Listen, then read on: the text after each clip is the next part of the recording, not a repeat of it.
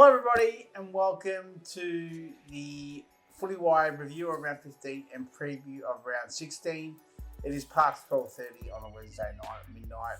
The cricket started, Constance is already out as you can imagine, and as sure enough as Mick's going to complain about the green screen being creased and not straight, we'll try to get this review done quickly.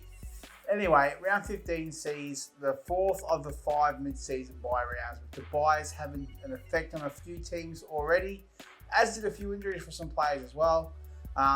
This round, we saw top spot all but secured by the gods. Second is pretty much secure, but not quite just yet. However, most of the teams are fighting for those remaining 3 spots. Looks like a beauty. So there was no close games this week. So let's just get into it and have a look at the first game.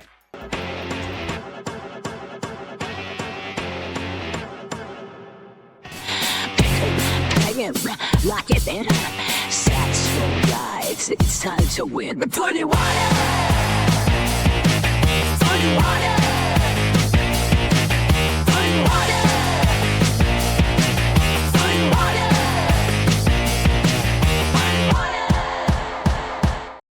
It is the first game.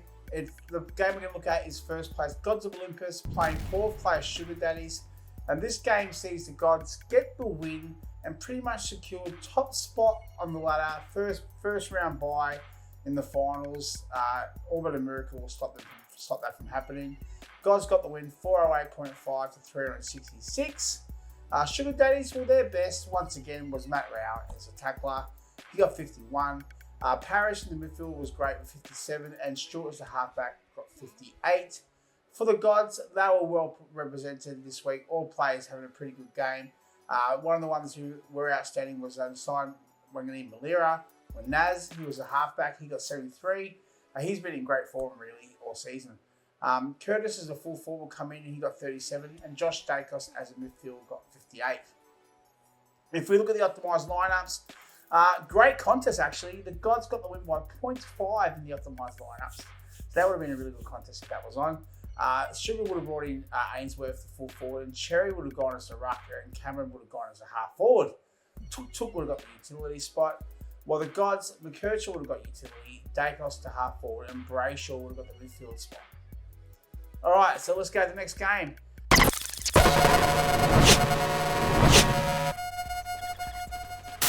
Alright, the next game, although probably wouldn't have changed the result, definitely would have made it more interesting if it wasn't for a few injuries and selections by the teams, players being rested. Gators got the win over Punters Paddock, who this time last year, they were actually sitting second on the ladder, and now they're bottom. The score in that game was 368 to 240. That's right, 240. Gators' best 3 once again was Zorko as a halfback. He was fantastic. And Grundy, he got 76, and Grundy as a ruck, who has been in really good form lately, got 42. Lockie Ash, once again, as a follower, got 55. For punters, they lost both midfielders to injuries pretty much quarter time it was. And also Darcy was rested, so they didn't have a ruck. The game was pretty much over before it even started. They did have some good contributions from those players that did play. Best 3 for those would have been Richards utility with 85. Myercheck, we put him in as ruck because he actually was the only player that outperformed his projection. He got 11. And the other player would have been Jezra at half forward with 40. Apologies for a few mistakes, he's getting pretty late. Optimised lineup sees Myers would have gone full forward for the Gators, and Butters would have gone Myers half forward and Butters to full forward. Zucker would be the utility as Andrews would have come into halfback. Punters, Dempsey and Cameron would have swapped. Howe and Sidebottom also would have come to the team. Wilkie would have gone to the midfield. So now, match of the round. Footywired. Match of the round. Footywired. Match of the round. Yeah. Hope you enjoyed that little intro. It's a match of the round, and although this game wasn't close, as I said, no games were close, this was the closest out of all the games, plus it was a high scoring game. It was a match between 8th and 9th as well, which was fantastic. Falcons got the much needed win over Second Destroy, and they actually moved one game out of the five with this particular win. They got the highest score of the round as well with 434. They defeated Second Destroy and got 394. Second Destroy, well, they've kept up their high scoring lately, which has been pretty frustrating for the manager for Rossi, as they're not really getting the results, and that's why they're sitting second bottom. They were led this week by Nick Dacos, who beat the tag and got 96.5 as utility. Colwell got 61, and Clark as a halfback got 64. So really could have been any of those guys got the best on ground for them. Falcons with their 434, although they broke a 7-game losing streak last week, they've now won 2 in a row and are actually the highest scoring team of the last 3 weeks. This week, their best 3 were Luke Jackson, who was fantastic as a utility and got 110. Tim English in the ruck with 43, and Hewitt as a tackler got 50. Optimised lineups here sees 2 massive scores with major changes being Zerha coming to full forward, Dacos would have gone to the other forward spot, and Haynes and LDU will come to the team. While Falcons will put Jackson in as a ruck, who would have got a massive ruck score. Green would have gone to utility, and Callahan would have come in as well. So, excuse me, I'm watching the cat trying to get into the cupboard.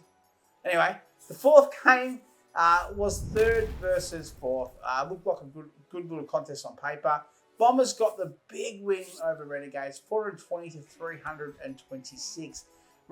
Renegades just could not find the form from their previous weeks, but still they did have some good performances with Heaney in the midfield of 53. Smith was down, but still got a good utility score of 82.5, and Riley West as a half forward was pretty good with 30. Bombers, they bounced back from the score of less than 300 last week, and they got to get 420 this week. For them, Bont hit fine form. He got his form and has been shown that we know what he can do. He got 113 as utility. The best was pretty much a raffle out of them, to be honest, between Bont. Darcy got 62 as a full forward. Witts also got 59 as a ruck. Optimised lineups. Well, this season, West and Hogan swap positions. Heaney would have gone to utility, and Smith would have been the follower. For Bombers, Bont goes to full forward, to half forward. McRae would have gone to utility, and Ashcroft would have got the nod, as did Mills with that one too. So let's look at the final game now. It's Rangers make it 3 losses in a row.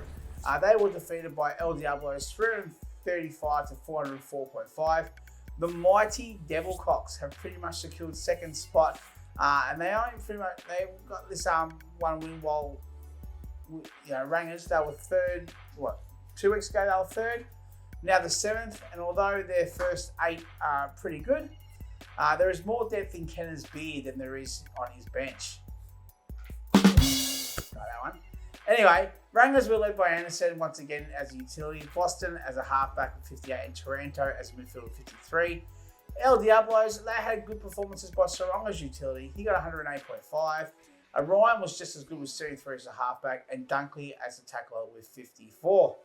Optimised lineups here, well, we see Bolton full forward and Caddy goes to half forward. And Georgiadis would have got the ruck spot this week, because once again, Rangers did not have a ruck. El Diablos, they bring in Lynch to the full forward spot. Toby would have gone to utility, and Sarong would have gone to half forward for them. All right, so that's all the 5 games. Let's have a look at the team of the round now. We've got a score of 570. Darcy will be the full forward, and Bont at half forward. Jackson gets the utility spot with Witts as a ruck. Naz gets a midfield spot, as does Sarong as the follower. Zorko halfback, and Green as the tackler. So let's have a little ladder. 15 rounds. Top 2 are pretty much set. Interest really is below that. Bombers forever, they jumped to third based on points. Their average points for is 382. Gators behind with 371. Then Renegades and Sugars and Rangers are all behind them. They've probably all got a 6-point gap between them.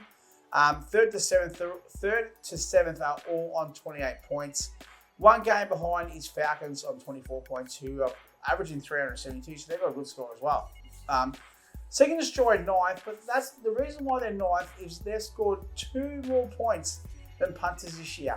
And they're still on 20 points, so they're also got a chance as well. And rallies, there is still 20 points available. So there we go. Footywired Preview. This brings us to the run home, actually. Now, based on similar to what I done last year, with first place Gods being the hardest, ranked the hardest to play against, so they're ranked 10 points. So if you play them, it's 10 points against you. And Punters being bottom of the ladder currently as of round 15. They're the easiest, so they get 1 point to play against them.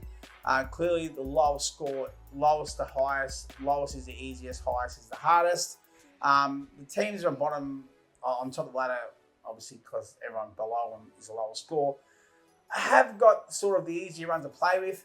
And if we have a look at it, bottom of the table, Punters Paddock, they're playing the top two this week. They play the top two in the next 2 weeks. And then they also play El Diablos again. So clearly they have the hardest run home. Whereas opposite that, El Diablos play 6th place twice and bottom twice. And based on those rankings of round 15, they've got the easiest run home as per this graph here. Hope that doesn't confuse you. But it's the mid-table cluster, as we can see. Bombers have got the easiest run home, while Sugar Daddies has the hardest run home. Everyone else is about even, really. That's on round 15.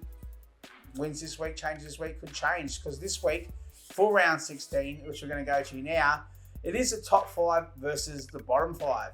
So this could make or break a few teams this week. It is also the last round of the buys. This week, Lions, Cats, Giants, and Bombers all do have the bye this week. And a lot of teams are going to get affected by that because some of our best players have got buys this week. If we have a look at it, Falcons, they play Gators. If you look at the averages, 372 each, that could be pretty good. Top of the table, Gods play the bottom of the table's Punters. Bombers play Seek and Destroy. El Diablos play Sugar Daddies. And Rangers are playing Renegades. That is a game where I always confuse the names, so good luck to me there. First game, though, let's have a look at it. Falcons playing Gators. This sees both teams lose their best players pretty much to the buys.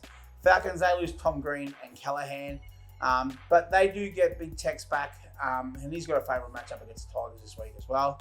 Gators, they lose their 3 mainstays in the lineup with Zorko, Ash, and Neil all out this week, as well as Andrews. So that's pretty much my Gators' whole halfback cover. They're gone. Myers is also on out. They do welcome back 7 players, which do include Newcomb, Moore, Watson, and Petrarca. Possible loopholes here. Well, Falcons, they've got English in the loophole spot. He plays on Friday night. And Gators try to decide between Curnow and Goulden. Probably go Curnow, but we'll see what happens with that one. Next game, it's the Gods versus the Punters. And Gods officially will secure top spot with a win, while it's pretty much all over if Punters don't win this week. Gods, well, they lose their best tackler, the best tackler in the game, really, in Atkins. He's got the bye, but they do get Pickett and Rivers back.